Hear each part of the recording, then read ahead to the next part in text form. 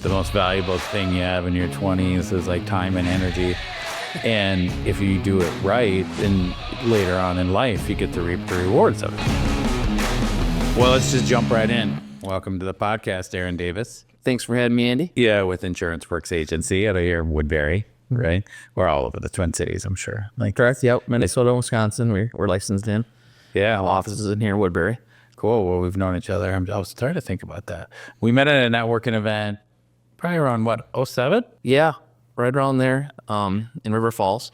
Yeah, we were both like just really green behind the ears. Yeah, like building it because we're both saying, 20 years. Yeah, in the business. So we built our businesses together, which is really cool. Right. It's crazy it's been that long. Yeah, I think it was like the River Falls, Wisconsin. There was like a home show or something like that. Yeah, the ice arena. Yeah, and you were like volunteering there, and I remember I had to work there all weekend to get like 2 leads to try to hopefully like help a person. Yeah, the mortgage out of that, and it worked.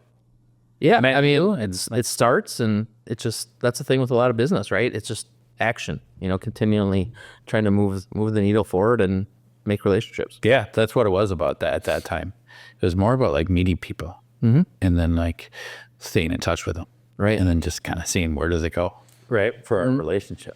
You're so green, I didn't even know like what to even do or like how to help them, quite honestly, but it worked out. So it did. Yeah, so we've been on a long journey here together now. All right, so you're a small town Wisconsin guy growing up, right? Yep. Bloomer, Wisconsin. Small town. Yep. Yeah, how many people live in Bloomer, Wisconsin? Oh, it's probably increased now, but at the time it was about 3,000. 3,000 in the middle of an area where there's no one else around. Yeah, I lived 3,000. 10 miles out of town, middle of nowhere. Grew up small little farmhouse. My grandparents lived on the street, so spent a lot of time with them. Learned how to work hard on a farm. It's probably one of the greatest things I had the opportunity to do is spend time with my grandparents. I'm blessed for that. Yeah, that's awesome. So then post college, you basically like your career kind of went almost right into insurance, right? Yeah, to a certain extent. I got out of college. I worked for a trucking company. It was a family-owned trucking company. I worked there for about 3.5 years. I started at the bottom level per se, as a dispatcher, entry level, and then I worked myself up to being the manager for the train division. And being a family-owned company, I was kind of as high as I could kind of go for being family-owned. And I wanted the opportunity to come to the cities because a lot of my friends that I went to college with lived over here. It was close to my parents as well. And a good friend of mine was in the insurance business, and he's like, "Hey, you should come over here, check out insurance." I said, "Sure." I gave it a shot, and lo and behold, we worked together for 3 years at Country Insurance. And then from there, one day, him and I just said, "Hey, let's go off on our own." And I said, "Okay, let's do it." Was it only 3 years and when you guys built out your own company? Yeah, I was with Country for 3 years roughly, and then went off on my own. Yeah, I remember that being a big deal. That was a big risk, like for just being young, like just starting your own company and going, because insurance, for people that don't know, like insurance is a long game as an owner or professional, right? Like in the beginning, it's not the most fruitful to it's a little daunting. Background, it's like for my business now as an independent agent, I didn't start off getting a salary. I worked for my clients. We get a small percentage of income from our business, and it just continues to grow. And, now 16 years later, it's great. I got tons of clients that I work with, and I'm happy with it. But yes, at the beginning, it was a struggle.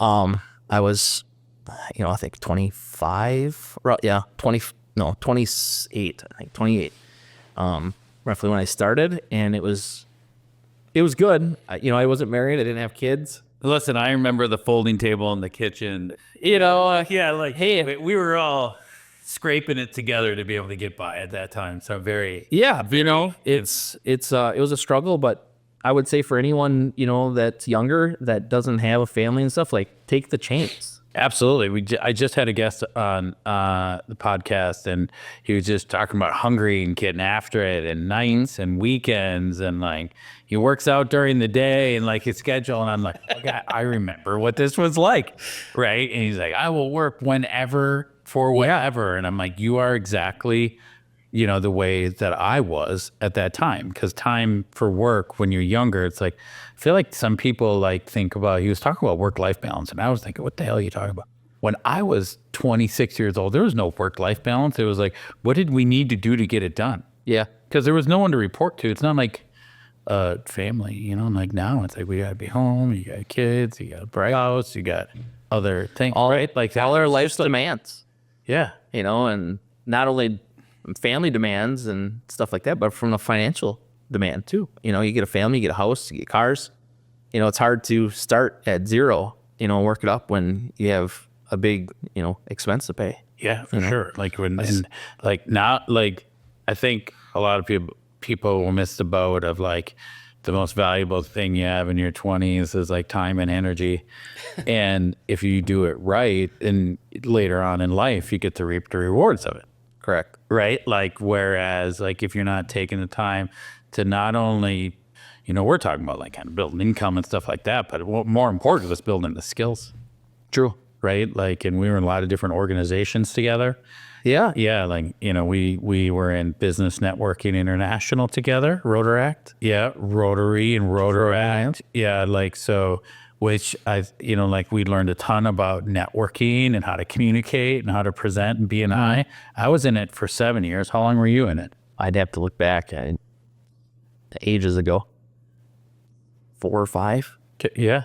And then Rotaract, that was a long, that could have been about the same amount of time, 5 or 7 years. I feel like that was a long, we got to learn so much. Yeah. I mean, and the nice thing with Rotary too, or Rotaract, it's younger version of Rotary, for those watching, but Rotary, the people that are in Rotary are phenomenal. They're business leaders in the community. They're giving back. I mean, like salt of the earth people. Right? Yeah, they're the best people that they are out. Totally. So, man, like that, I look at how influential all of that was in our lives, like building the skills that we have now and like realizing now you're investing your time, right, to be able to help other people, but you also get an opportunity to help yourself in professional development. Yeah, I know you did Toastmasters quite a bit. Yes. Which was great for you.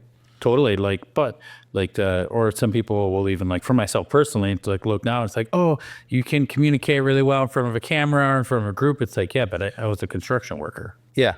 Right. This is B&I every Tuesday at 7 a.m. for 7 years, getting up and talking in front of people. Or Rotaract, same thing, right? Mm-hmm. We had to communicate with each other, or Toastmasters, and like doing it over and over. And like, it just all of a sudden turns into like you're presenting like thousands of times, and you might hear that number and it seems like a lot, but by the time you compound all these little things together, it just helps you learn about you too. Mm-hmm. Yeah. So it's cool that we got to grow up on like learning all that stuff together. Yeah, it's definitely a journey. It totally is. So now here you guys are like 16 years later.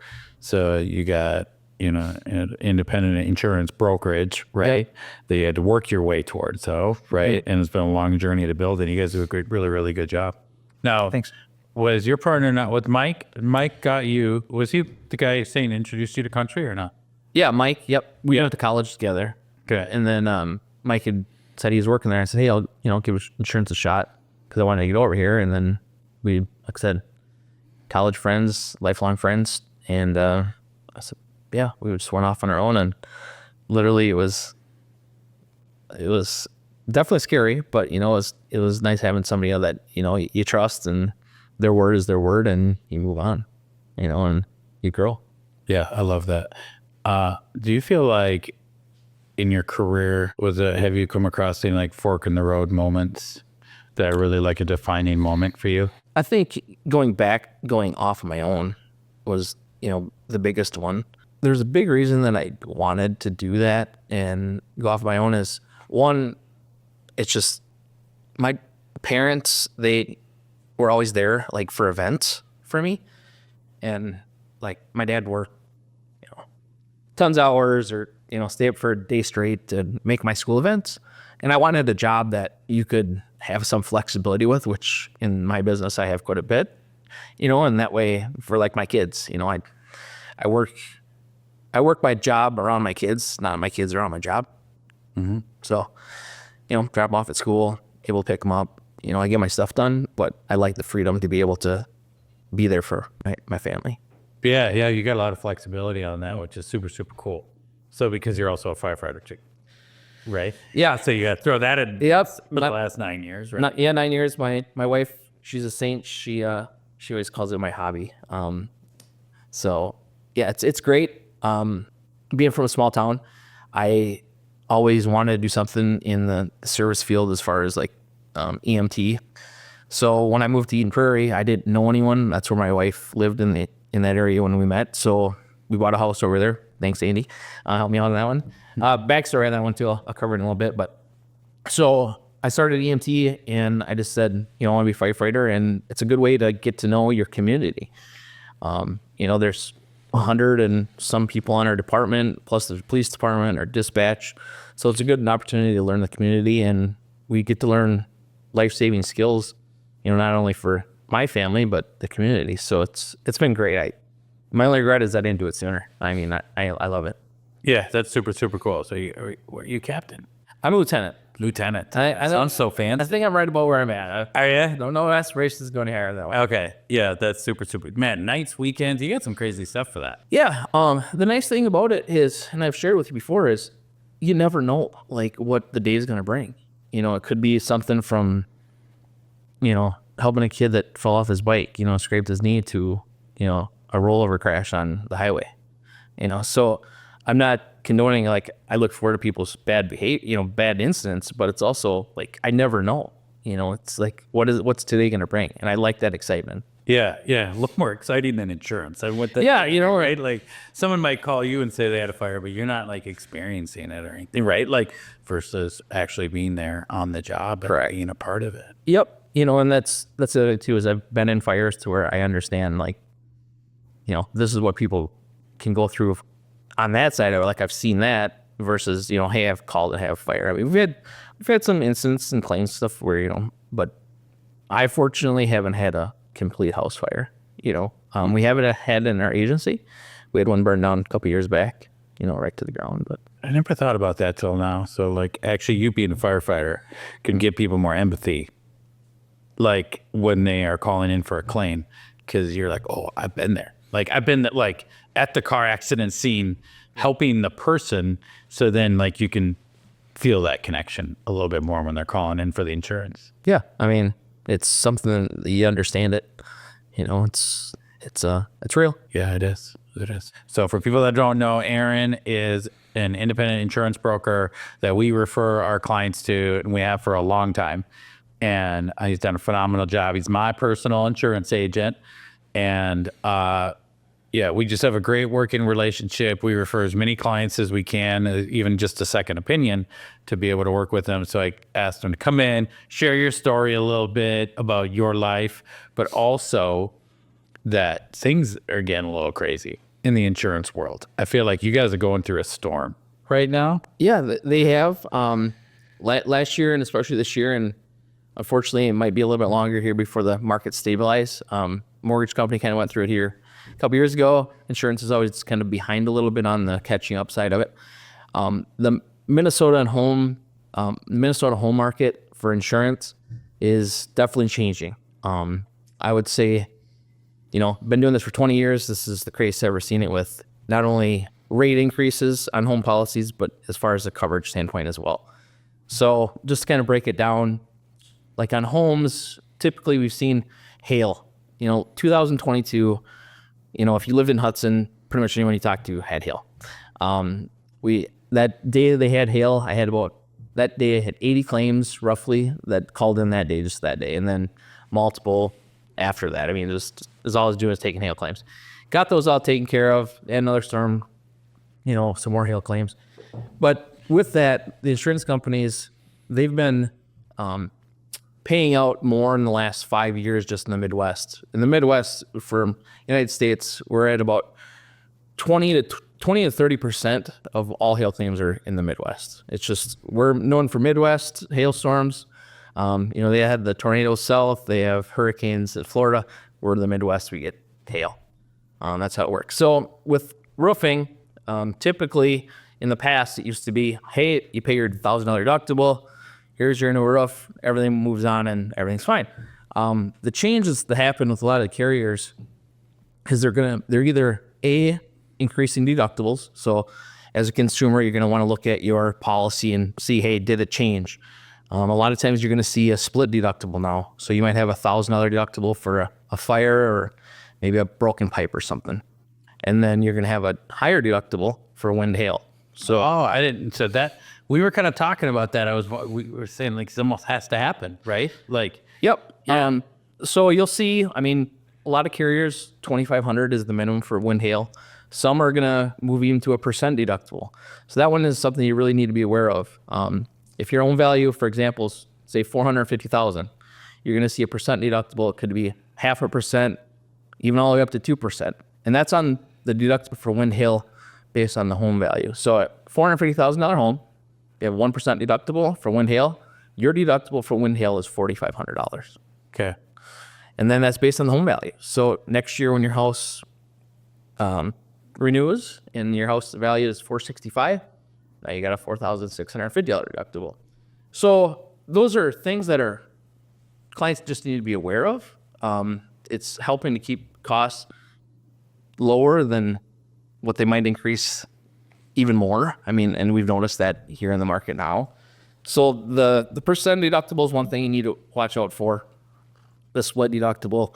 And then some carriers are moving also towards, if your roof is over 15 years old, especially, they're changing it from a replacement cost, even with higher deductible, they're changing it to an actual cash value.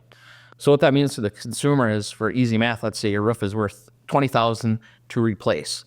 Well, if it's a 15-year-old roof, they may look at it and say, well, based on the age it's deteriorated, we will pay, 50 cents on the dollar. Because kind of makes sense, doesn't it? Like, now I see it on both sides because I've also correct. I have worked with clients and I've done it myself, but it kind of does make sense that it's like you get the hail damage on your 25-year-old roof and you get a brand new roof and the insurance company is paying out they wouldn't buy you a new car. No, and that's how cars work, right? Yeah, hail damage on your car, they fix it or they total it out for what it's worth at the time. Yeah, they don't. I think they're going to throttle people buy that, or these higher deductibles too, or people will look at the roof and they'll be like, well, there's really only 8 dings up there. I've just seen it so many times now. It's there's only a few things, there's only it'll probably be okay versus yeah, let's just get a new roof. Yeah, it's definitely going to put the decision a little more difficult on the homeowner of, hey, maybe I have a few dings. Does it leak? No. Is it still good? Yes. Well, I'm not going to file the claim if I have to pay a $5,000 deductible or even higher deductible. Some clients have an opportunity then to say, hey, you know what? If I'm not going to file a claim at $1,000, maybe I want to have a $5,000 deductible because I'm not going to file the claim and then save some money. Mm-hmm. I know that's the conversation that you and I had. Yeah, absolutely. Raised it up just to make it a little bit cheaper. I'm saying, Are we really going to do a $2,000 claim? Correct. No, because I thought it's going to negatively impact me or our family, my wife and I, or we're going to have to pay more probably in the future when it renews, right? Probably have to pay a little bit more over the next 5 or 7 years. So we probably wouldn't even make that claim. Yeah. Just like the tree just falling on my house. The tree, yeah. Yeah. We've had plenty of conversations on that. And the thing is from a homeowner standpoint too, is having an agent that you can talk to, and say, hey, I had this happen. What do you think that I should do? If there's a claim and you talk through and, maybe you have a contractor come out, take a look at it and say, hey, yep, this is probably worth filing the claim versus filing it. Because kind of once you file it, it makes it a little bit tougher. If it's a $0 payout, it's still there. It can bring up conversations if we try to move you to a different carrier. So I would say, hey, give me a call. Let's talk about it and see, does it make sense? Because inevitably, you'll file it for a $2,000 claim. And then next time you're going to get, the water pipe that broke for $30,000. Mm-hmm. You're like, well, now I got to file that one. Now you got 2 claims, so just, insurance is there to pay your claims. It's just a matter of you want to be selective on, does it make sense or does it not? Yeah. What I'm seeing for people is so when we help a client, right, they're coming in when they're buying the new house usually, right? Mm-hmm. And a lot of times maybe they're asking for a referral or that we may suggest, one, if we see something that seems a little bit out of line, like where it's like your rate seems a little higher than average. Obviously, there's a lot of reasons why, but what we really hear the feedback on is most of our clients, so we're doing a mortgage on their home, they have their insurance and taxes escrowed, so it's included in their payment. Right. And they don't pay attention to their insurance even renewing. So they get that little packet in the mail. They open it up. They kind of look at it. They don't really know what it means because the homeowner's insurance part of it, they're not even paying. Like it's like, it's like they're writing a check or going online. Yep. So they look at it. They don't remember what it was, right, from the previous year. Right. And they just file it away or throw it away. Right. And then they reach out to us. Correct. And they get an escrow adjustment. Yep. And all of a sudden, it's their escrow account's behind. Their payment goes up $400, and they're like, "What the heck happened?" And my insurance went from 3 years ago. It used to be $1,500, and now it's $3,000. Yep. Right. And like, how does that do that? The house value went up, right? Your house value is going to go up. Correct. The cost just to rebuild things is up quite a bit. I don't know the exact number. You work with builders a lot, so you probably see this a lot more than I do on cost to rebuild. But back to the point of the escrow side of it, it's important for you to look at your escrow. So if your home policy renews in November, chances are that bill is going to be paid somewhere maybe October, 1st, usually 30 to 45 days before, and check that out. It's no different than looking at your phone bill. Keep track of your bills. If it goes up, you can reach out to your agent and have that conversation. Because what happens with the escrow is if they pay it based on last year's value because they don't know typically, what the New Year's value is going to be so much when they do your escrow analysis. So when they get the escrow analysis later, that's when they not only bump it up for this year, but then they bump it up because they want to make sure there's enough money for next year based on this same year's premium. Yeah, and it gets really jagged. So escrows let's be clear, for a mortgage rate, it's a pain in the ass. Because here's what's happening. Taxes are like, let's say in the last couple of years, a lot of people's home values in the Twin Cities went up 20, 40%. Correct. So all of a sudden your taxes went from, it's mythical numbers, but used to be $4,000 for your taxes, and now your taxes are $6,000. Yep. In 4 years, your insurance used to be for that same house $1,800 or $2,000. Now it's $3,300. So all of a sudden, your payment went up $400 a month, right? Yeah. And the problem with escrows is, and there's no way to fix this, truthfully, it's always behind. Yeah. So then your escrow gets really jacked up. Yep. Right. It's like insurance is jumping, taxes are jumping. They reanalyze. It's all AI automated now. There's a person over there typing this in, right? There's just millions of these being processed. So they get screwed up. Like you're saying, you actually have to request an analysis and get on the phone and slow down. Correct. And I can't do this for you. I wish we could, but we can't. They have to call the servicer and do an analysis. Right. And make sure hey, is there something wrong? But also it's a good time to renew then too, right? For insurance. Yeah, it's a good time to look at it. Or not renew, but re-quote. Re-quote, you can take a look at it. Sometimes it makes sense to move. Sometimes it doesn't. Back to the conversation we had before. Just had a client that I talked to today. I said, hey, I can move you to a new carrier and it's going to have the replacement cost where you're at a schedule, they pay a certain percentage of the roof. I can move you, but it's going to cost more. So then it's just a matter of having that conversation. Does it make sense to move? So if they move and they're escrowed, do they have to pay that? Or how does that work? That's a great question, Andy. So what I always advise my clients to do is say, hey, you're going to get a refund from XYZ insurance company for the home. When you get that, just call me. I always say send it into the escrow company, but I say just call me because a lot of times they'll forget. I said just send it in and make sure you say, please put this towards the escrow. If you don't do that, then your escrow is going to be even more messed up because they're not getting the refund from the other home policy to put towards the new one. Okay, so I want to make sure, breaking this down kindergarten level here because I'm even in the industry and I get confused. Sure. So let's just say, you're working with, since you're an independent guy, they're working with some big name, Allstate. Sure. Pick on Allstate. Just okay. Okay. So they are currently with Allstate. Yep. Their insurance has renewed. Can they come to you and they're escrowed? Can they come to you and requote, and if they're saving, they're like, oh my gosh, I'm looking at home, auto, this whole bundle. All of a sudden, I'm saving $2,000 a year. Right now, everybody's trying to figure out a way because of inflation to save money. I'm gonna save $2,000 a year, $150 a month. I want to switch to you. What do they do about this? Are they going to have to write the check since it's already paid by the escrow, or what do they do about that? Yeah, as far as that goes, I walk them through the process of saying, hey, here's going to be your down payment on your auto, because most people do it automatically out of their checking account.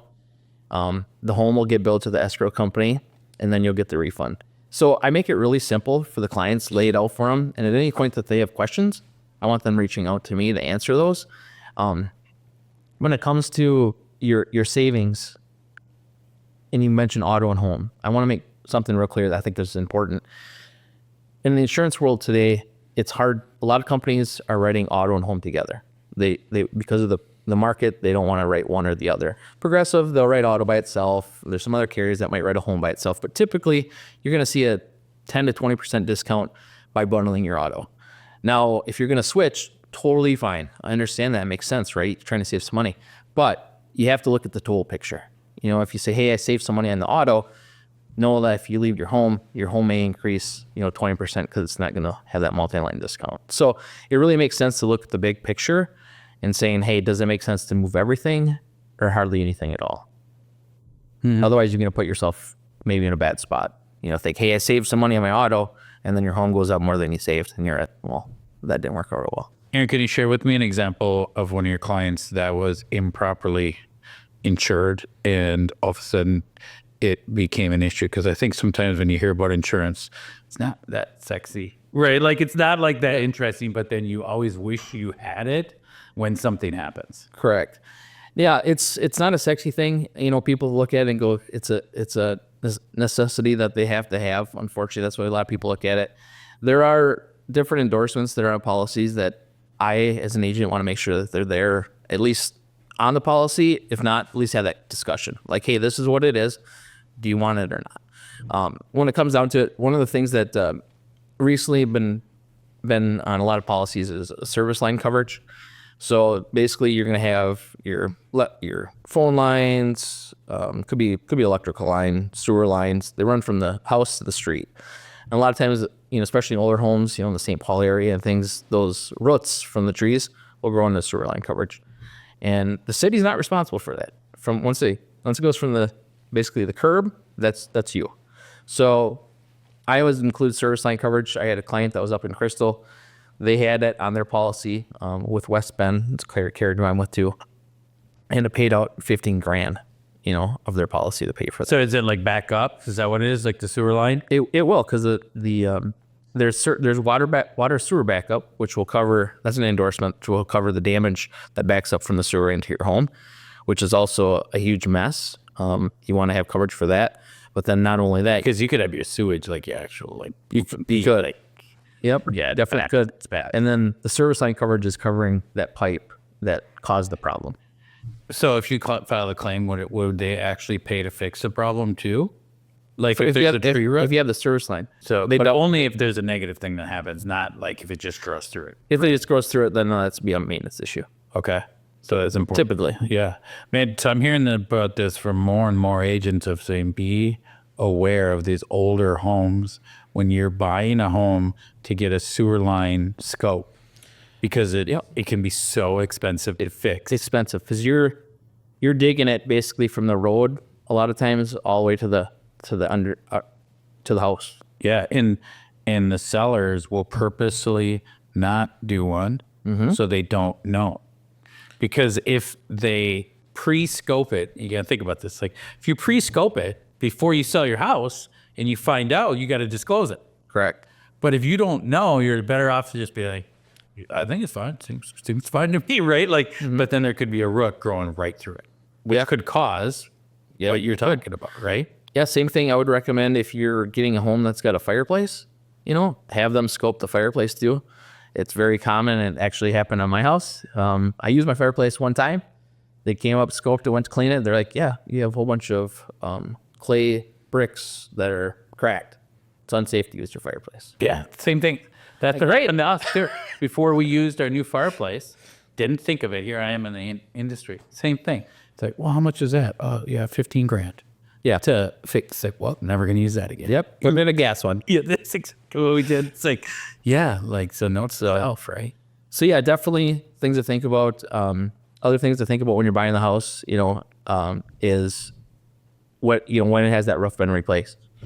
You might be getting a great deal on it, but if you look at it, you're like, hey, the roof, he has a few years left on it. Is that something that you want to negotiate, as a buyer? Yeah, or the roof is so bad you can't get insurance. That might be it too. Yeah, I feel like roof and what did we just run into recently? Knob and tube. Yeah, that's like that's it. That's a tough one. Those are the two ones, right? Yeah, that are like people don't realize that buying a house it can actually be a showstopper because then you can't get insurance. It's like you got knob and tube, or you got a really old, super crappy roof. Yeah, it makes like how old does a roof have to be where they're usually like, okay, we're having difficulty getting insurance. If it's over 20, that's definitely difficult. 15 is kind of where the cutoff on the even trying to get replacement cost is. So just know that if it's over 15, most carriers are going to have some form of a payment schedule, meaning that as the roof gets older, the payment for that would go down, or actual cash value on the roof. Okay. So there's something to be aware of. It's not a deal stopper. It's just a matter of you want to make sure that you're aware of that before. The knob and tube wiring, that is a deal. That's like a showstopper, right? Like that. Yep. Yeah. And we've ran into it multiple times where it just stops the whole, like you can't even buy the house. Yeah. And they have one right now. Yeah. Like in process right now. Yep. That knob and tube wiring came up. The appraiser doesn't always even look at that. It's more the inspector. It's saying knob and tube. And to the seller, it was like, okay, either you're going to fix this, it's going to cost you $8-10K to fix it. They probably really should have done it before. Yeah. Or now you have to disclose it, and you really can't even sell the house almost, or for a really low price. Yep. Because you eliminate all the buyers because they're going to go to you, and then you're like, well, your insurance would be $1,500, but now it's $4,000, or it's like crazy, right? Yeah, like I said, it makes it difficult too, and it used to be a couple years ago when the market was a little bit easier from an underwriting standpoint. Underwriters were a little more flexible. They might be like, hey, as long as you had a contractor to sign, like, hey, this is going to be replaced within 30 days. I did have some relationships with underwriters who were like, yep, that's fine. We'll give you some flexibility, but in this market, not so much. Yeah, we're seeing that more and more. It's like either it's fixed or it's not.